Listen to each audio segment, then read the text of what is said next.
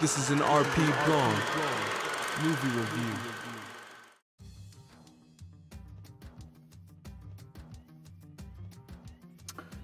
RP Blonde, back for more reviews, back up on the silver screen. This time I'm out for Blade Runner 2049. Since the turn of the new millennium, filmmakers, from legends to the young and new, are being more and more ambitious in either to revive and continue long-standing, big-budget franchises like Star Wars, Alien, Planet of the Apes, or to remake iconic classic films like King Kong and War of the Worlds.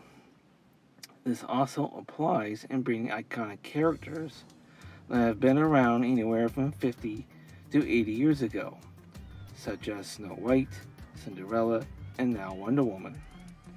So for 2017, we are getting the two most anticipated and ambitious projects that comes to the silver screen. The first one, it was Wonder Woman, an unfortunate and disappointing origin story that was tampered and messed with, which left us shaking and scratching our heads, wondering what the hell we just witnessed.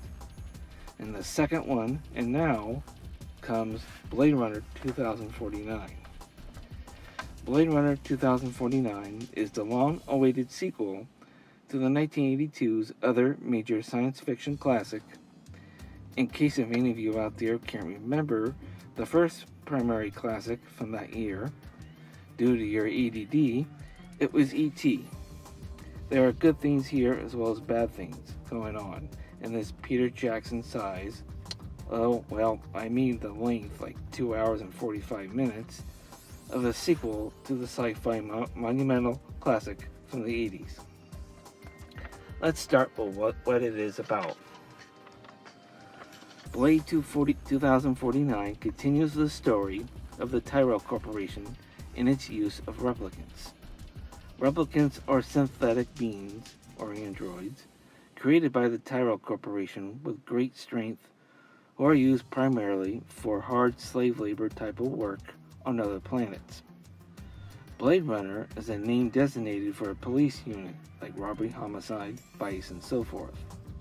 The members of this unit, known as Blade Runners, are called upon when replicants are either murdered, implicated with a crime, or go missing. For the latter of these is where the runners go and hunt them down. From the 1982 film, Rachel, a replicant that worked for Tyrell Corporation, played by Sean Young, fell in love with a Blade Runner named Deckard, played by Harrison Ford. Here in the sequel, we find out much time has passed, and she is dead and buried underground. Somewhere in the time gap between the two movies, Rachel got pregnant and a daughter was born. The sequel's main focus and core is about who and the whereabouts of Rachel's offspring. Because of such time has passed, a new Blade Runner stumbles across Rachel's remains and is therefore to investigate the going on and what happened, and to make sure that no other replicants come around. He is played by Ryan Gosling.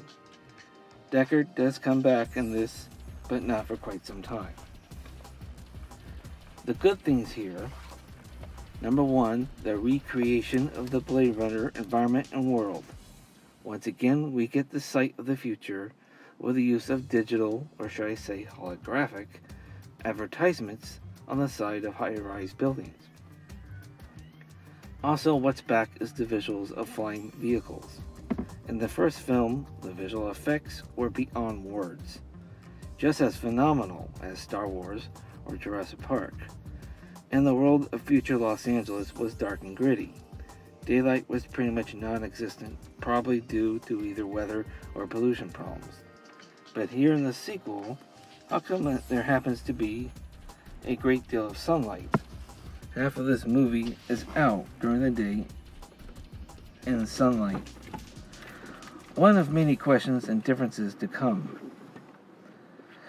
Number two, the second good thing, is the score of Blade Runner. Back in 1982, Blade Runner's theme and score were just as iconic as Jaws, Superman, and Star Wars. Here it's back, somewhat, but not exactly the same, but close enough. The musician Vangelis did the music for the 82 movie. Here I was wondering if he would be back or not, and if not, who would they get to bring this music back with the movie? Would they get another European musician to take on this feat? If so, the only one that I could possibly think of that might take this on would be the legendary Hans Zimmer. So as the end credits were rolling, it just happened to be that I did see Hans Zimmer's name as the composer. I was right. On to the bad. Number 1, I must talk about the pace here. If anybody over 40 out there that remembers the first movie well, they'll know Blade Runner met the standard pace for blockbusters. Remembering the length of the sequel, the 2 hours and 45 minutes, unfortunately it takes me back a couple months ago when I saw and reviewed Dunkirk. Both of these movies barely moved along, and like I said in the Dunkirk review, I'm looking at the still life of an art piece. From the beginning of the movie, it lingers around for a good part of the film. We're talking about 2/3 of it. A lot of Ryan Gosling walking around, talking to various characters, and staring either off into the distance or into the camera. The sequel really is starting to differ here from the 82 film. I'm watching this and it's like eyeing a snail making its way from the sidewalk to the front door in a course of 15 feet. Well, thank God I had a coffee drink in me. I guess you people out there are going to probably need one too. I must inform all you viewers out there that the guy who directed Arrival, Denis Villeneuve, is behind this. Should have been a clue right there, because Arrival was way too slow. Ridley Scott, who I look up to and have talked about in earlier reviews, especially his franchise baby, Alien, think of Alien, The Covenant, was the man at the wheel with the 1982 film. He knows how to keep a film going, and how to keep the audiences interested. I'm a little surprised to see that Ridley is back, but only as a producer of this slower-than-death sequel.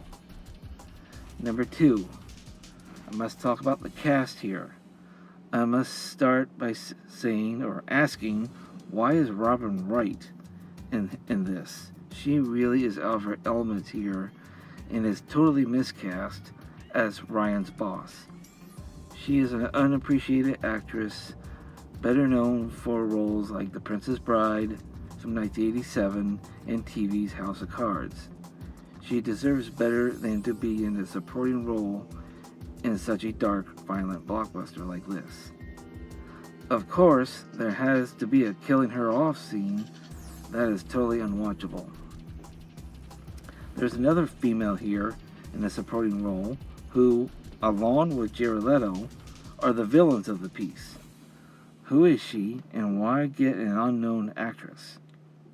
Jared Leto is the main villain, so why is his character stay pretty much in the background? Probably because of his silly hairdo in this. Lastly, Deckard, Harrison Ford, finally shows up in the last hour at a hotel. Why did they do this and leave this character for the very end? Why wasn't he showing up early on alongside with Ryan's character?